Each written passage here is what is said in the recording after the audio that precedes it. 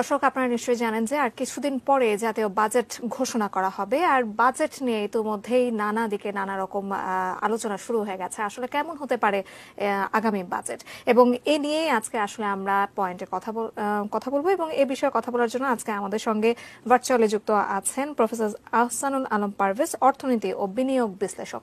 আপনাকে স্বাগত জানাচ্ছি আমাদের আয়োজনে। আপনাকে ধন্যবাদ। আপনাদের সমস্ত দর্শককে সালাম, শুভেচ্ছা। আমরা বাজেট নিয়ে কথা বলবো আজকে। আগামী মাসে বাজেট ঘোষণা হতে যাচ্ছে। কেমন অনুভব করছেন আপনি? আপনার মতামত জানতে চাই আসলে বাজেটকে ঘিরে। দেখুন, আপনার বাজেটকে নিয়ে যেটা প্রশ্ন আপনি করেছেন, এর চাইতে তো গুরুত্বপূর্ণ বিষয় জনজীবনে এখন কিছুই নেই। আমি ওই দলের মধ্যে নই যারা শুধুই সবকিছু পজিটিভ দেখে, আবার আমি ওই দলের মধ্যেও নই যারা সবকিছুকে নেগেটিভ দেখে। আমি সাধুবাদ জানাই অর্থমন্ত্রীকে যে তিনি বলেছেন এবারের বাজেট অ্যাম্বিশিয়াস হবে না, বড়লোক বান্ধব হবে না, গরিব বান্ধব হবে। এবারের বাজেটে তিনি অপচয় করবেন না এবং আপনার মানুষের জন্য সুখবর দিবেন। সো এই কথাটা আমি যদি বিশ্বাস করতে পারতাম তাহলে আজকে আরো একটু হাসি মুখে কথা বলতে পারতাম। কারণ অর্থমন্ত্রী বলেছে যে এবারের বাজেট আপনার গরিব বান্ধব হবে, অপচয়মূলক হবে না, কিন্তু কিভাবে গরিব বান্ধব হবে উনি কোনো ইঙ্গিত দেন নাই। কিভাবে অপচয় ঠেকাবেন সে ব্যাপারে সামান্য ইঙ্গিত উনি দিয়েছেন, সেটা আমাদের কারো চিন্তিত করেছে। উনি বলেছে যে এইবার কোন অদরকারি প্রজেক্টে টাকা ব্যয় করা হবে না। তারা দেশের অর্থমন্ত্রী স্বয়ং কিন্তু স্বীকার করে নিয়েছে যে আমরা গত 5 বছর ধরে যেটা চিৎকার করছিলাম যে দেশের অর্থ, বিশেষ করে কষ্টার্জিত বিদেশি কারেন্সি ডলার, এগুলো অপচয় হচ্ছে, অর্থাৎ অদরকারি প্রজেক্টে খরচ হচ্ছে। সো আপনার মাধ্যমে, যেহেতু আমরা পজিটিভ মাইন্ডেড, আমি অর্থমন্ত্রীকে অনুরোধ করব এবং মাননীয় প্রধানমন্ত্রী এই ব্যাপারে নির্দেশ দিয়েছেন, আমি জানি যে এখন কোন রকমের এই অপচয়মূলক খাতে টাকা দেওয়া যাবে না। কারণ বিশেষ করে আরেকটি জিনিস আমি বলে ফেলতে চাই শুরুতে, যে আমাদের এক শ্রেণীর অর্থনীতির ছাত্র বা শিক্ষক বা প্রফেসর বা অর্থনীতিবিদরা আছে যারা শুধু সুন্দর গান শোনাচ্ছেন আমাদেরকে। আই ওয়ান্ট টু টেল, দায়িত্ব নিয়ে, যে করোনা পরবর্তী অর্থনীতি যখন ঘুরে দাঁড়াচ্ছিল তখন অর্থনীতির মাজা ভেঙে দিল ইউক্রেন রাশিয়ার যুদ্ধে। তাই একটা নতুন ইকোনমিক অর্ডার হবে, নতুন সাপ্লাই চেইন হবে, অর্থাৎ নতুন এক্সপোর্ট ডাইমেনশন হবে, নতুন চ্যালেঞ্জ হবে, নতুন ইম্পোর্ট চ্যালেঞ্জ থাকবে, ডলারের দাম বাড়তে থাকবে এবং টাকার অবমূল্যায়ন আস্তে আস্তে হতে থাকবে। এতে নিত্য পণ্যের দাম বাড়তেই থাকবে এবং আমরা যেটাকে ফুড ইনফ্লেশন বলি, বাংলাদেশ অন্যান্য দেশের মতো একটা ফুড ইনফ্লেশনের মধ্যে ঢুকবে।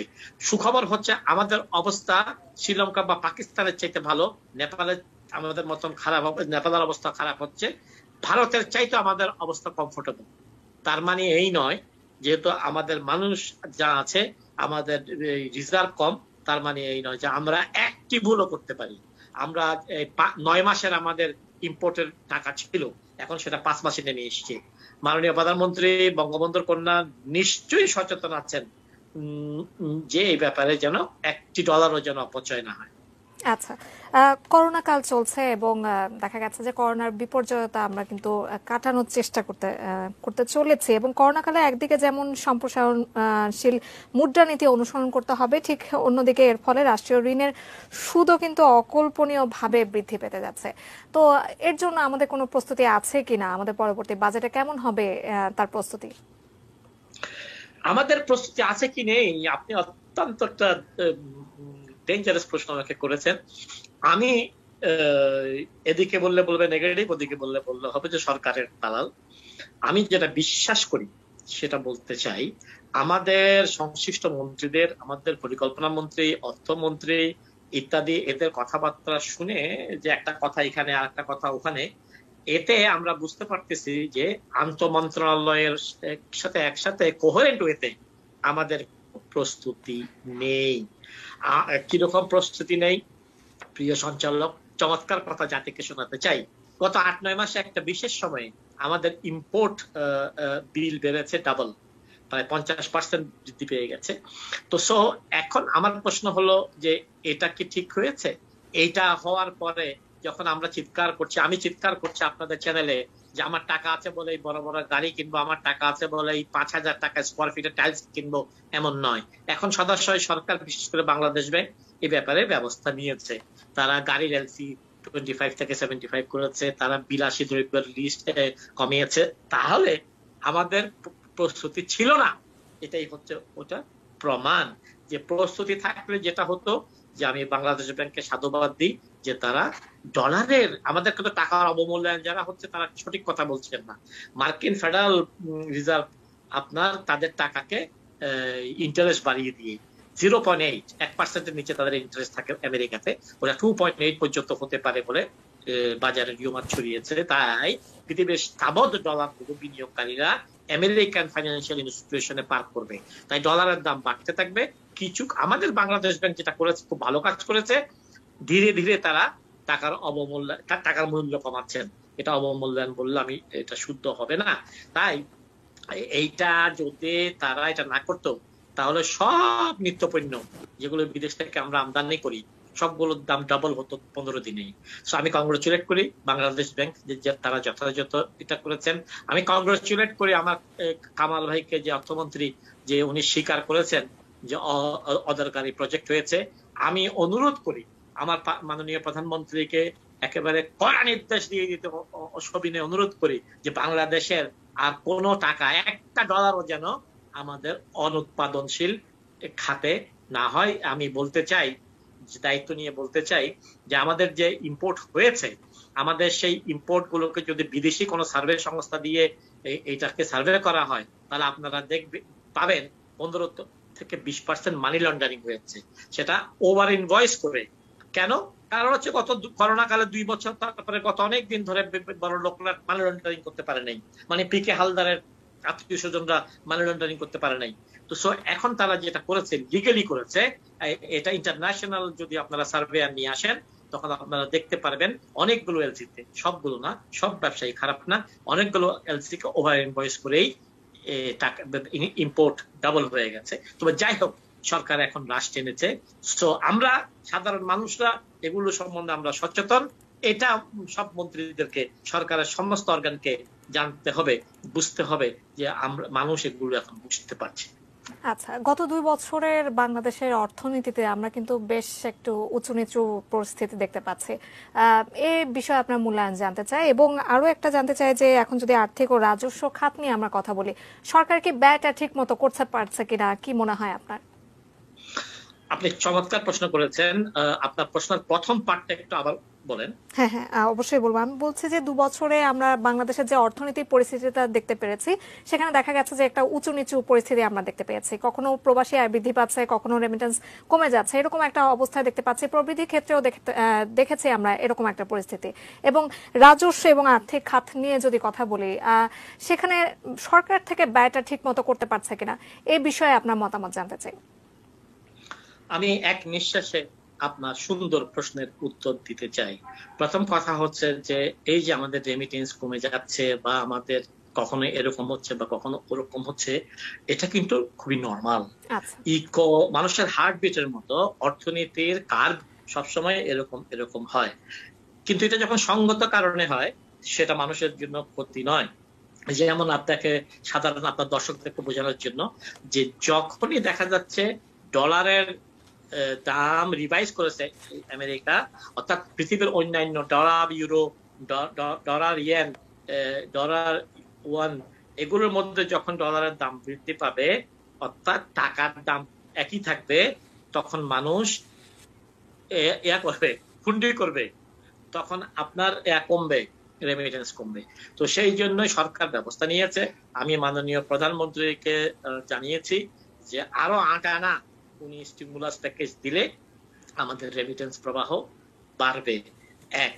2 নম্বর হচ্ছে যে এই সরকারি ব্যয়, government is a bad manager.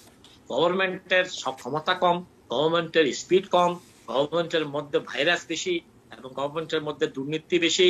তো এগুলো থাকার কারণে দেখবেন যে গভর্নমেন্ট তার আইন কানুন গুলো মেনে সবসময় ব্যয় করতে পারে না, অনেক সময় টাকা ফেরত যায়। এটাও স্বাভাবিক। আমরা সরকারের সক্ষমতা আগামী 6 মাস, 1 বছর 2 বছরের মতো ওরকম সক্ষমতা বৃদ্ধি আশা করছি না। তবে আপনার প্রশ্নের সবচেয়ে যেটা গুরুত্বপূর্ণ অংশ, যে এই এর মধ্যেই আমরা আমাদের দিক নির্দেশনাটা কি হতে পারে। এই যে আমি বলছি যে সরকার যা হয়েছে হয়েছে, কিন্তু আমি জানাই দিতে চাই যে এই করোনার পরে আমাদের ইকোনমিক চেইন বা সাপ্লাই চেইন একরকম আরেক রকম হওয়ার কথা ছিল। এখন ইউক্রেন যুদ্ধের কারণে আমাদের একটা ফুড অভাব, পুরো বিশ্ব ফুড অভাব দেখবে। এই যে ভারত আপনার কি বলে গম রপ্তানি বন্ধ করেছে, ইন্দোনেশিয়া পাম অয়েল রপ্তানি বন্ধ করেছে। বন্ধ হোক, বন্ধ হবে তো 2 মাস পরে, কিন্তু আমাদের মন্ত্রী বলছে এটার কোনো প্রভাব পড়বে না। আমার মন্ত্রীকে কমন সেন্স কম আছে, সেন্স বেশি থাকলো মন্ত্রীর। সেটা হচ্ছে যে যখন এক্সপোর্টিং কান্ট্রি বলবে যে আমরা এক্সপোর্টের উপর এম্বার্গো দিচ্ছি, এটার জন্য সত্যিকারের প্রভাব আসার 3 মাস আগেই কিন্তু আরেক ধরনের প্রভাব আসে, সেটা হচ্ছে বাজারে হাওয়া লাগে। বা তো আমাদের ডেফিনেটলি কিছুটা প্রভাব পড়বে, এবং আমাদের সরকার এই গমের ক্ষেত্রে এটা মোকাবেলা করবে, এই ব্যাপারে আমি বিশ্বাস করি।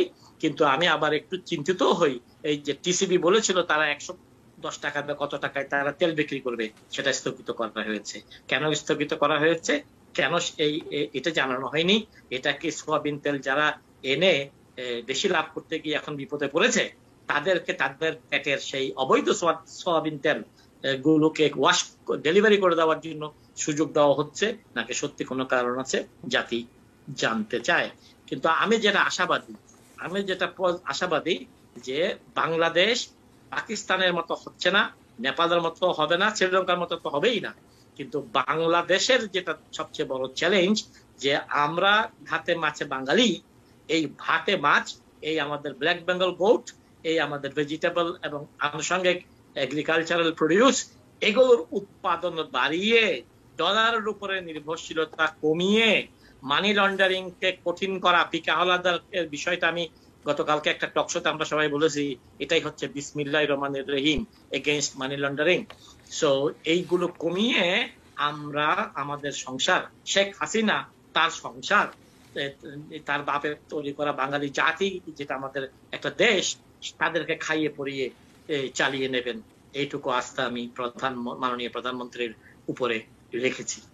আচ্ছা, ভর্তুকি নিয়ে যদি একটু কথা বলতে চাই, যে আন্তর্জাতিক মুদ্রা তহবিল বা আইএমএফ এর মতে ভর্তুকির টাকা কমানো গেলে সরকার তা যে উন্নয়ন কাজগুলো চলছে সেখানে কাজে লাগাতে পারবে, এবং সরকারের মত হচ্ছে ভর্তুকির পরিমাণ যদি না বাড়ানো হয় তাহলে কৃষিপণ্য, গ্যাস ও বিদ্যুতের দাম আরও বাড়তে পারে, যেটা সরাসরি প্রভাব আসলে সাধারণ মানুষের ওপর পড়বে। এই ব্যাপারে আপনার মতামত জানতে চাচ্ছি।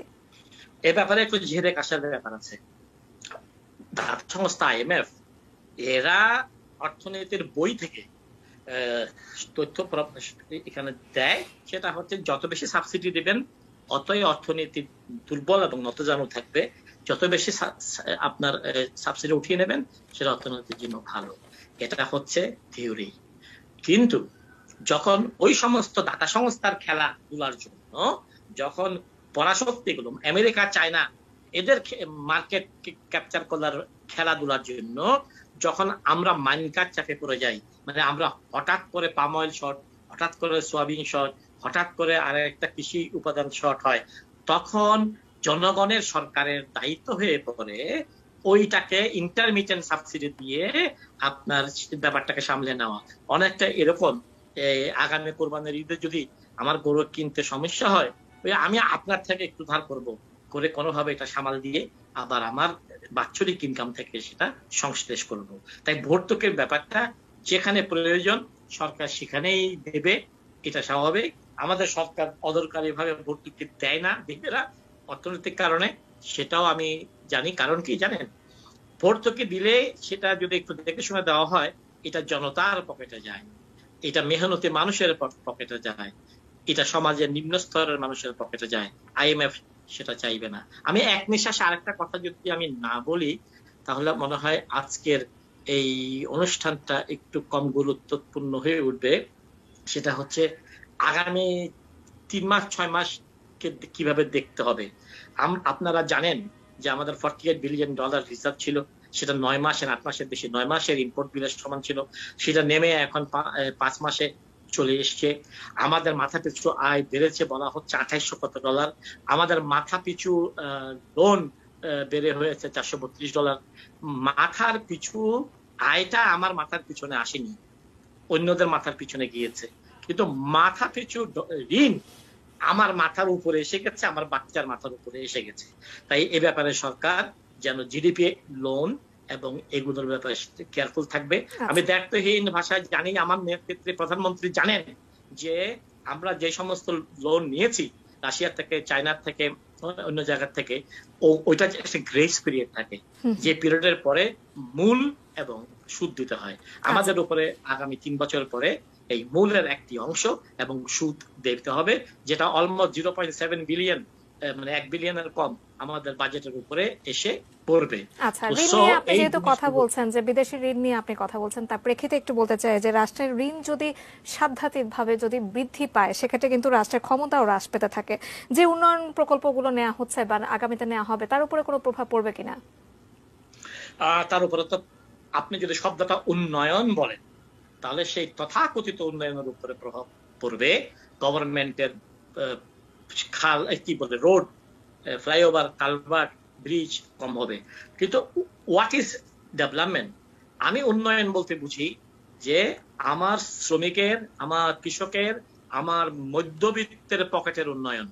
সো আপনি ওই যেটা আমি বলেছি যে আমাদের পার ক্যাপিটা ইনকাম, মাথা পিছু আয় তো এদের পকেটে যাচ্ছে না, সেখানেই তো চিৎকার আমার পকেটে আসতেছে $2800। সো ওই উন্নয়নের কোনো ক্ষতি হবে না, বরং মাননীয় প্রধানমন্ত্রীর নেতৃত্বে যদি এখন আমাদের কৃষি এবং কৃষি পণ্য, আমাদের অ্যানিমাল হাজবেন্ডারি, আমাদের ফিশ, আমাদের ডোমেস্টিক প্রোডাকশনের মধ্যে যদি এই টাকাটা প্রবাহটা দেওয়া হয়, তাহলে বাংলাদেশ চাম দেবে। আরেকটি ব্যাপার আছে, তাহলে আমরা তো সব নেতিবাচক কথা বলছি, তাহলে সরকার বাজেট এবং দেশটা চালাবে কিভাবে? আমি সুন্দর করে বলতে চাই, পিকে হাওলাদারের সংখ্যার কথা আমি জানাতে চাচ্ছি না। বাংলাদেশে যে সমস্ত ব্যবসায়ীরা তাদের নামের পিছনে গ্রুপ কথাটা লিখে, ইন্ডাস্ট্রিজ কথাটা লিখে, বাংলাদেশ এইভাবে যদি ভালো করে লিস্ট করে, অন্তত পক্ষে 5000 group of companies and industries আছে। এই সকল গ্রুপগুলো কয় টাকা ট্যাক্স দেয়, এইটার দিকে মনোযোগ দিতে হবে। ট্যাক্স নেট বৃদ্ধি করার মানে আপনার মতন ইয়ং যারা গ্রামীণ ব্যাংকে বা আরেক জায়গায় বা টিচার হিসেবে কাজ করছে, তার উপরে করের খড়গ বসানো নয়। ট্যাক্স নেট বৃদ্ধির মানে হচ্ছে যাদের সত্যিকার অর্থে লুকায়িত টাকা আছে এবং তারা ট্যাক্স ইভেড করতেছে, এটা বিসমিল্লাহির রহমানির রহিম করা হোক। যারা নামের পাশে গ্রুপ অফ কোম্পানিজ লিখছে, যারা সেই ধরনের ঘোষণা দিচ্ছে, corporate house and groups of কোম্পানির উপরে করের বোঝা বৃদ্ধি করুন মাননীয় অর্থমন্ত্রী। এটা আমরা জনগণ সহ্য করতে পারছে না। যে আপনার খেলে পটাটো চিপস আপনি খেলে, আমি খেলে, ধরেন একটা group of Salman F Rahman খেলে, আমরা ওই 5 প্যাকেট পটাটো চিপসের উপরে রিক্সাওয়ালা খেলে সবাই সমান হারে কর দিচ্ছি। This is tax injustice. বাংলাদেশে বঙ্গবন্ধুর কন্যা, দিস ইজ দ্য টাইম যে ট্যাক্স ইনজাস্টিসটা আপনার কমানো। যে আমি চিপস খেলে, সালমান এফ রহমান চিপস খেলে, আমার কাজের বুয়াটা তার মেয়ের জন্য 1 প্যাকেট চিপস কিনে দিলে ভ্যাটের আকৃতিতে আমরা সমান ট্যাক্স দিচ্ছি। এর মতো লজ্জার কিছু নেই। অর্থনীতিতে এর বিহিত ব্যবস্থা আছে। অর্থমন্ত্রী যদি চান, আমরা তাকে সেই সমস্ত জ্ঞান বুদ্ধি দিয়ে সহায়তা করব যেন বৈষম্য। আপনার কাছে জানতে চাই যে প্রতি বাজেটে আমরা দেখি যে কালো টাকা সাদা করার একটা সুযোগ দেওয়া হয়, এবারে বাজেটে নিশ্চয়তা করা হবে, এই বিষয়ে আপনার মতামত জানতে চাই। মোটা দাগে কালো টাকাকে সাদা করার সুযোগ দিলে কালো টাকা উৎসাহিত হয়। যেই সমস্ত মান্দাত্তার আমলের অর্থনীতির লোকজন, আমি সেই দলে নই, কিন্তু আমি ওই দলও নই যে আমরা এমপি মিনিস্টাররা, আমরা বড় লোকরা আমাদের সুবিধার জন্য কালো টাকা সাদার সুযোগ দিয়ে আমরা পার হয়ে যাব। কিন্তু আমরা পার হয়ে যাবো মানে, আমি যদি এখন কালো টাকা সাদা করি, বাংলাদেশের এনবিআর এর কোনো অফিসার নাই, তার ঘাড়ে 2টো মাথা আছে বলার জন্য পারভেজ স্যারকে একটু ঠেকাই। কিন্তু জনমানুষে কি অবস্থা? জনমানুষ বিশ্বাস করে না কারণ অতীতেও আমরা এই ধরনের কথা বলেছি এবং ওই সমস্ত ব্যবসায়ীদের অসুবিধা করা হয়েছে। তাই কালো টাকা এইভাবে সাদা করার সুযোগ না দিয়ে কালো টাকা দিয়ে গভর্নমেন্ট বন্ড কিনা, কালো জাস্ট একটা সেকশন তো দিয়েই সাদা করা না, কালো টাকা দিয়ে গভর্নমেন্ট বন্ডে আসতে হবে। কালো টাকা গভর্নমেন্ট উন্নয়ন প্রকল্পের জন্য বন্ড ছাড়া যেতে পারে। তো ওইভাবে কালো টাকা আসলে কালো টাকাটি আবার সরকারের কাজে সহায়তা করবে, কালো টাকাটি আবার উন্নয়ন বন্ড হিসাবে সরকার উন্নয়ন কাজ চালিয়ে যেতে পারবে। তার মানে একটি উদ্দেশ্য, একটি ব্যবহারের উদ্দেশ্য মাথায় রেখে কালো টাকাকে সাদা করার সুযোগ দেওয়ার আমি জোরালো অ্যাডভোকেট ওটার পক্ষে। আচ্ছা, আপনাকে অসংখ্য ধন্যবাদ প্রফেসর আহসানুল আলম পারভেজ আমাদেরকে সময় দেওয়ার জন্য। আপনাদের ধন্যবাদ, জাতিকে সম্মান জানাচ্ছি। দর্শক, আজকে আমরা কথা বলেছি হ্যাপেনিং পয়েন্টে কেমন বাজেট চাই এবং বাজেট ভাবনা নিয়ে, এবং এ নিয়ে কথা বলার জন্য আজকে ভার্চুয়ালি আমাদের সঙ্গে ছিলেন প্রফেসর আহসানুল আলম পারভেজ, অর্থনীতি ও বিনিয়োগ বিশ্লেষক। দর্শক, অন্য কোনো দিন নিশ্চয়ই হ্যাপেনিং পয়েন্টে অন্য কোনো আয়োজন নিয়ে আবারও চলে আসবো। সেই পর্যন্ত সবাই নিশ্চয়ই আপনারা এটা নিউজের সঙ্গেই থাকবেন। অসংখ্য ধন্যবাদ।